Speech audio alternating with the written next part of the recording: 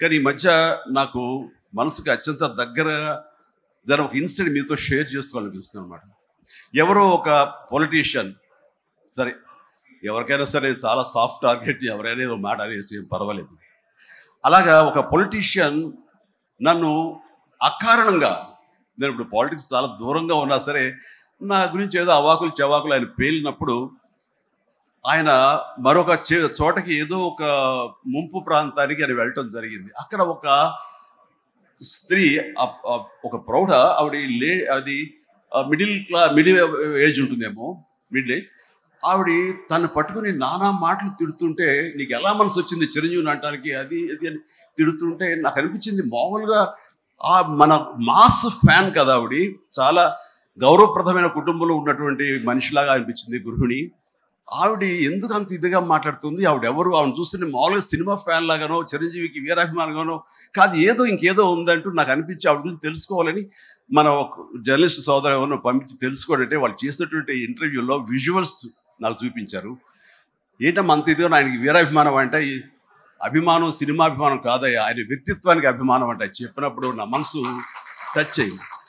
ఏంటమ్మా అంత ఇదిగా, ఏంటమ్మా ఆయన మీకు ఆయన సహాయం చేశారు, ఏం చేస్తారంటే సహాయం చేయటం అయ్యా, నా బిడ్డ ప్రాణాలను కాపాడాడు అని అన్నప్పుడు, ఏ విధంగా ఏంటి అని అన్నప్పుడు, నా బిడ్డకి రాజమండ్రిలో దగ్గర ఒక పల్లెటూరుది, రాజమండ్రిలో కానీ కాకినాడలో కానీ నా బిడ్డకి ప్లేట్లెట్స్, డెంగ్యూ వచ్చేసి ప్లేట్లెట్స్ బాగా డౌన్ అయినప్పుడు వితిన్ అవర్స్ నా బిడ్డ కనుక ప్లేట్లెట్స్ సమయానికి అందకపోయి ఉంటే కనుక వాడు ఏమైపోయాడు, పాడిగా దూరం అయిపోయేవాడు. అంటే ఒక 8 ఏళ్ల బాలుని అబ్బాయిని పిలిచి పక్కన కూర్చోబెట్టుకుని ఆ తల్లి చెప్తోంది, మరి ఎవరో చెప్పారు చిరంజీవికి ఫోన్ చేయపోయావమ్మని. నేనేంటి చిరంజీవి ఫోన్ చేయటువంటి, ఎక్కడ నుంచి చేయగలను, ఆయన ఎక్కడో ఉంటాడు, ఎలా చేయాలి ఫోన్ అని తెలియని పరిస్థితుల్లో, లేదమ్మా బ్లడ్ బ్యాంక్ చేయి, వాళ్ళు ఖచ్చితంగా ఎత్తుతారు ఫోను, నీకు కావాలి సహాయం చేస్తారంటే, వాళ్ళు గంటల్లో కావాలి, అది ఎక్కడో ఉంది హైదరాబాద్లో, ఎలాగొస్తుందో అనుకున్నాను. కానీ అయినా సరే ఎక్కడో ఆశ చావక ఫోన్ చేయడం జరిగింది. ఫోన్ చేసిన తర్వాత అక్కడ స్పందించి అక్కడ సిబ్బంది వెంటనే రాజమండ్రి పరిసర ప్రాంతాల్లో ఉన్న అభిమానులు, ఆ బ్లడ్ గ్రూప్ ఎవరికైతే ఉందో అభిమానుల్ని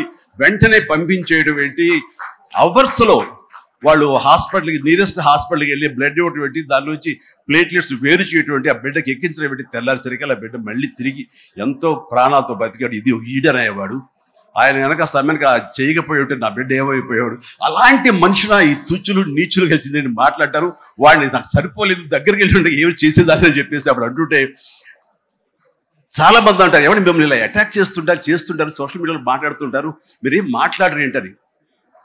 నాకు నేను చేసినటువంటి మంచి కార్యక్రమాలు, నేను పొందినటువంటి ప్రేమ అభిమానం, ఇదే నాకు రక్షణ కవచం. నేను మాట్లాడక్కర్లా, నేను చేసుకున్న మంచి ఏం మాట్లాడుతున్నట్టు నేను అలాగ అంటుంటాను, ఇది సత్యం. సో ఆ తర్వాత మళ్ళీ ఆ సదరు రాజకీయ నాయకుడు మళ్ళీ ఎక్కడా మాట్లాడడానికి నాకైతే వినపడలేదు.